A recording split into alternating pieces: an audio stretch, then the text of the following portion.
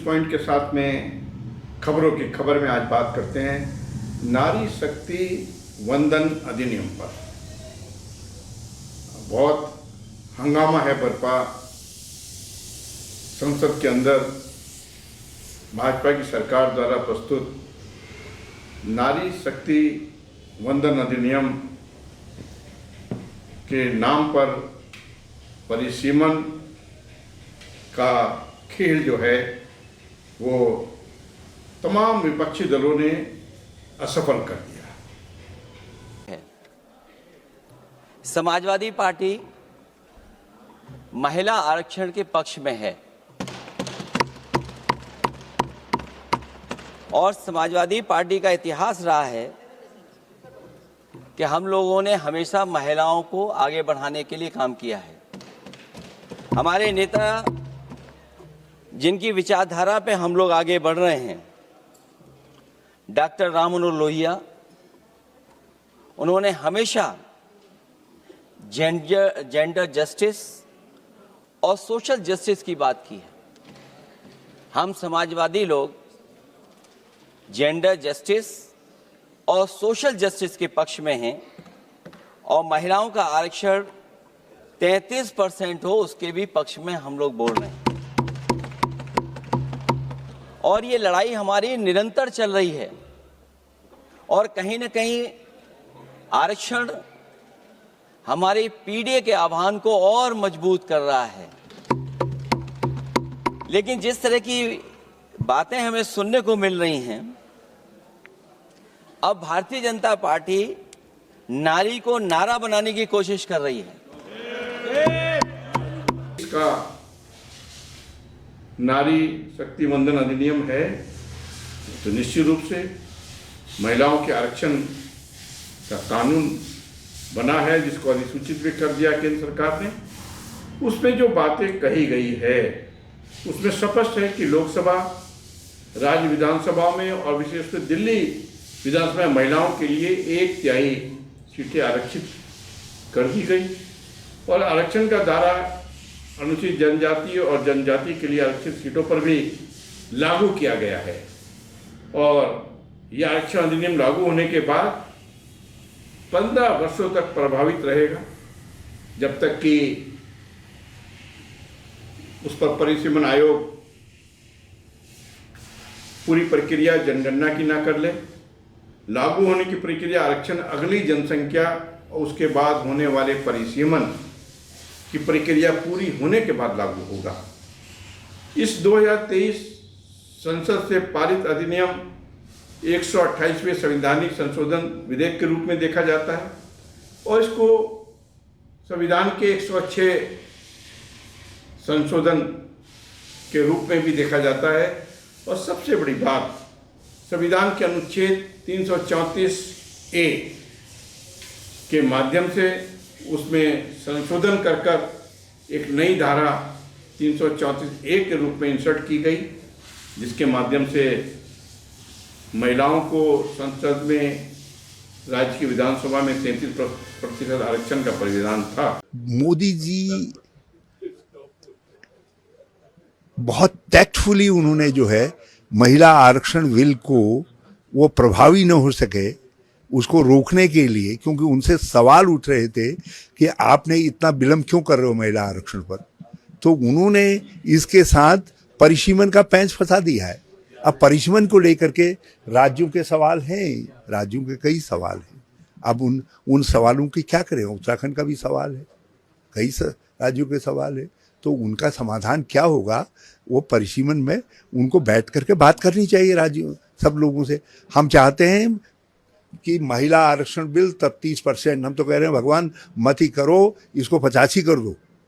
कल महिलाओं ने फिर मांग करनी है 50 कर दो इसको, तो ये जल्दी लागू हो, अविलंब लागू हो और सारा देश एक राय से उसको चाहता है। लेकिन मोदी जी से मेरी प्रार्थना है कि मोदी बाबा, इसके साथ जो आपने परिसीमन का पेंच फंसा दिया है, जरा इस पेंच को सॉल्व करिए। करने की सरकार को जल्दी थी, ऐसी जल्दी क्या थी? क्या जो पुराना कानून है, जो आज भी विद्यमान है, कानून के रूप में सामने है, उसमें थोड़ा सा हेरफेर। लेकिन जब मणिपुर की घटना हुई तो कोई भी भारतीय जनता पार्टी के महिला सांसद खड़ी नहीं हुए। जब उत्तराखंड में 19 साल की लड़की को मार दिया गया, अंकिता भंडारी को, तब भारतीय जनता पार्टी की कोई भी महिला सांसद खड़ी नहीं हुई। पुरुषों से तो हमें उपेक्षा नहीं है, लेकिन कम से कम महिलाओं से। आज मैं एक बेहद महत्वपूर्ण विषय पर, विशेषकर देश की माताओं, बहनों और बेटियों से बात करने के लिए आया हूं। आज भारत का हर नागरिक देख रहा है कि कैसे भारत की नारी शक्ति की उड़ान को रोक दिया गया, उनके सपनों को बेरहमी से कुचल दिया गया। हमारे भरसक प्रयास के बावजूद हम सफल नहीं हो पाए। नारी शक्ति वंदन अधिनियम में संशोधन नहीं हो पाया और मैं इसके लिए हमारे प्रधानमंत्री महोदय किस बात से घबरा रहे हैं? इसी बात से ना कि जब नई जनगणना होगी तो इस ओबीसी वर्ग के असली आंकड़े निकलेंगे और उसमें पता चलेगा कि ये वर्ग कितना मजबूत है, कितना बड़ा है और उसके हक को कोई नकार नहीं पाएगा। मैं आपको ये भी बताऊंगा कि संविधान के जो 81वां संशोधन है, 81वां अनुच्छेद जो है, उसमें भी स्पष्ट व्याख्या है कि कैसे कैसे तमाम व्यवस्थाएं की जानी है।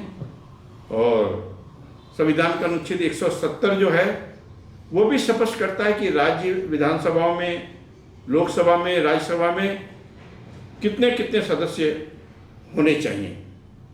और ये विदित है, संविधान में उल्लेखित है कि अधिकतम 500 और न्यूनतम 60 सदस्यों की विधानसभा होगी और अधिकतम जो है वो 500 की विधायकों की संख्या होगी, कुछ अपवादों को छोड़कर, जिसमें हमारा उत्तराखंड भी है, अरुणाचल प्रदेश है, कुछ और प्रदेश भी हैं।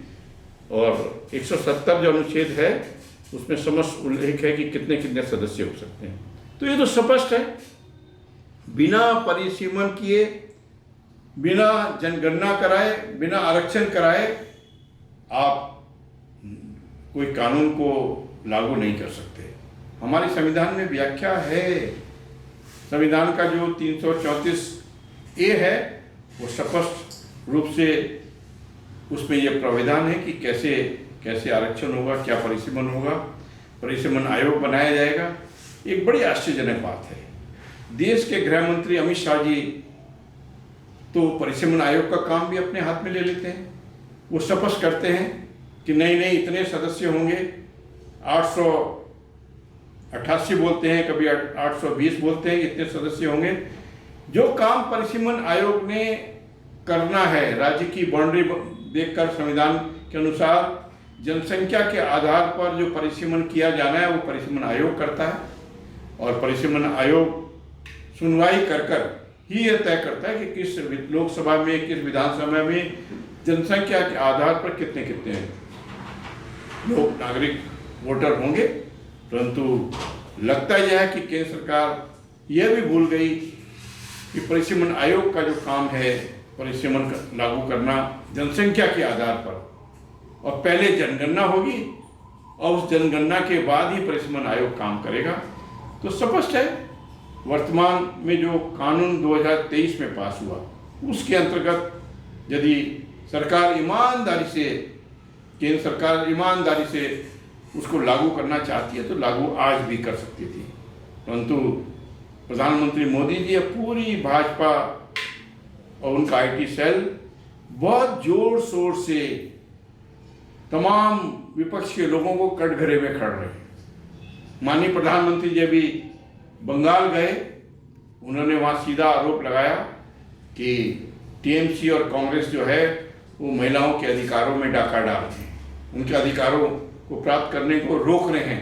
परंतु ये तो गुमराह करने वाली बात है। माननीय प्रधानमंत्री जी, 2023 का कानून स्पष्ट करता है कि महिलाओं को आरक्षण का कानून बन चुका है जिसको आपकी सरकार ने अभी 5 दिन पहले 16 अप्रैल 2026 को अधिसूचित किया है, वो कानून तो विद्यमान है। यदि सरकार ईमानदारी से करना चाहती है तो उस कानून को लागू कर दें। कुछ हेर फेर करना चाहते हैं, छोटा मोटा संशोधन करना चाहते हैं, तो उसके लिए कौन रोक रहा है? सर्वानुमति, इतने राष्ट्रीय महत्व के सवालों पर मैं समझता हूं सर्वानुमति लेने का प्रयास माननीय प्रधानमंत्री जी को करना चाहिए था, केंद्र सरकार को करना चाहिए था, परंतु सर्वानुमति लेने का प्रयास छोड़कर एक ऐसा कानून जो उनको पता था कि संसद के अंदर नहीं गिरना, तो लगता यह है ये एक रणनीति के तहत ये कानून संसद के अंदर ये बिल लाया गया, क्योंकि सब जानते थे कि संख्या बल के आधार पर ये 2/3 मेजॉरिटी इस कानून को पास कराने के लिए भाजपा के पास नहीं है। प्रधानमंत्री जी ने अपने राष्ट्र के नाम संबोधन में भी अपना पूरा समय कांग्रेस को कोसने में लगाया, विपक्षी पार्टियों को कोसने में लगाया। मैं समझता हूँ ये प्रधानमंत्री जी के लिए उचित नहीं था कि वो अपने राष्ट्रीय मंच को, राष्ट्रीय संबोधन पर एक ऐसी लोकतांत्रिक पार्टी को जिसका 120 साल पुराना इतिहास है, जिसने आज़ादी की लड़ाई में देश को आज़ाद कराया, उसको मात्र कोसते हुए अपना संबोधन करते। आज चौपाल में न्यूज़ पॉइंट के साथ इतना ही।